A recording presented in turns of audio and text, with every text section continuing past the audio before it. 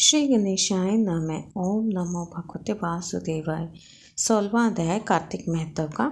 राजा पृथु ने कहा, नारद जी, यह तो आपने महाप्रभु शंकर की बड़ी अद्भुत कथा सुनाई है। कृपा कर आप अब यह बतलाइए कि उस समय राहु उस पुरुष से छूटकर कहाँ गया। अब जब राजा पृथु ने देवर्षि नारद से ऐसा प्रश्न पूछा तो देवर्षि ने उससे छूटने पर वह बर्बर नाम से विख्यात हो गया और मानो नया जन्म पाकर उसने अपने आप को धन्य माना तथा वह धीरे धीरे जलंधर के पास गया। वहां जाकर उसने शंकर जी की चेष्टा कही। उसे सुनकर दैत्यराज को बड़ा क्रोध आया और उसने सब दैत्यों को सेना सजाने की आज्ञा दी। कालनेमी और शंभु निशुंभ शुंभ निशुंभ आदि सभी महाबली दैत्य तैयार होने लगे। एक से एक महाबली दैत्य करोड़ों की संख्या में निकलकर युद्ध के लिए संबद्ध हो गए। महाप्रतापी सिंधु पुत्र शिवजी से युद्ध के लिए निकला। उसके आगे महर्षि शुक्र और छिन्न सिर राहु हुआ। फिर तो उसी समय जलंधर का मुकुट खिसक कर पृथ्वी पर गिर पड़ा। आकाश में मेघ छा गए और बड़े अपशकुन हुए। उधर इंद्र आदि सब देवताओं ने एकत्र होकर कैलाश पर जाकर शिव जी के पास पहुंचकर सारा वृत्तांत कहा और यह भी कहा कि आपने जलंधर से युद्ध करने के लिए जो भगवान विष्णु को भेजा था वे उसके वशवर्ती हो गए हैं तथा लक्ष्मी सहित जलंधर के अधीन होकर उसके घर में निवास करते हैं। अब देवताओं को भी उसके यहाँ निवास करना पड़ रहा है। अब वह सागर पुत्र आपसे युद्ध करने के लिए आ रहा है, अतएव आप उसे मारकर हमारी रक्षा कीजिए। देवताओं से यह सब कुछ सुनकर शंकर जी ने भगवान विष्णु से पूछा, हे ऋषिकेश, युद्ध में आपने जलंधर का संहार क्यों नहीं किया और वैकुंठ को छोड़कर आप उसके घर में कैसे चले गए।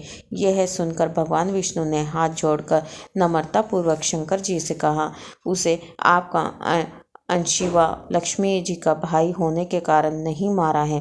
वह बड़ा ही वीर व देवताओं से अजय है। मैं सत्य कहता हूँ कि उसे कोई भी नहीं मार सकता। इस पर मैं मुग्ध होकर मैंने स्वयं उसके घर में रहने का वर दे दिया है और इसी कारण मैं उसके घर में रहता हूँ। हे सूरवर्य विष्णु, आप ये क्या कहते हैं? उस दैत्य जलंधर को मैं अवश्य मारूंगा, इसमें कुछ भी संदेह नहीं है। अब आप सब देवता जलंधर को मेरे द्वारा मरा हुआ ही जानकर अपने स्थान को जाइए। जब शंकर जी ने ऐसा कहा तो सब देवता संदेह रहित होकर उसने अपने अपने स्थान पर चले गए। ठीक उसी समय पराक्रमी जलंधर अपनी विशाल सेना के साथ कैलाश पर्वत को घेर कर सिंहनाद करने लगा। दैत्यों के नाद और कोलाहल से शिवजी क्रोध हो गए। उन्होंने अपनी नंदी आदि गणों को उसके साथ युद्ध करने की आज्ञा दे दी। कैलाश पर्वत के समीप भीषण युद्ध होने लगा। दैत्य अनेकों प्रकार के अस्त्र शस्त्र बरसाने लगे। मेरे मृदंग शंख और तीरों त्रिक हाथी घोड़ों और रथों के शब्द से पृथ्वी कांपने लगी। युद्ध में कट कर मरे हुए हाथी घोड़े और पैदलों पर पहाड़ सा लग गया, जिससे कि युद्ध भूमि और भी आगमय हो गई। दैत्यों के आचार्य श्री शुक्रा जी अपनी मृत्यु संजीवनी विद्या से सब दैत्यों को जिलाने लगे। यह देखकर शिवजी गण व्याकुल हो गए और उनके पास जाकर सारा वृत्तांत सुनाया। उसे सुनकर भगवान रुद्र को क्रोध की सीमा ना रही। वे अपने भयंकर रूप से दिशाओं को प्रज्वलित करने लगे। फिर तो उस समय उनके मुख से एक बड़ी भयंकर कन्या उत्पन्न हुई, जिसकी की दोनों जगह ताल वृक्ष के समान थी।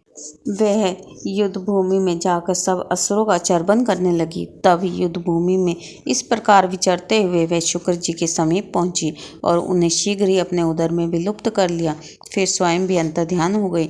शुक्र के गुप्त हो जाने से दैत्यों का मुख मलिन पड़ गया और वे युद्ध भूमि छोड़कर भाग गए। इस पर उनके शुंभ निशुंभ और कालनेमी आदि सेनापतियों ने अपने भागे हुए वीरों को रोककर शिवगणों पर बड़ा कठिन प्रहार करना आरंभ कर दिया। और ऐसा ही शिवजी के नंदी आदि वीरगणों ने भी, जिनमें गणेश और स्वामी कार्तिकेय भी थे, अपने गणों को रोक रोक कर दैत्यों से भीषण युद्ध करना आरंभ कर दिया। ओम नमो भगवते वासुदेवाय। आज का अध्याय यहीं पे समाप्त होते हैं। नेक्स्ट वीडियो में हम 17वां अध्याय करेंगे, तो वीडियो के एंड तक बने रहिएगा। वीडियो को लाइक कीजिएगा, अपने फ्रेंड्स और रिलेटिव के साथ इसको शेयर कीजिएगा ताकि उसका भी पुण्य आपको मिल सके। राधे राधे, जय माता दी।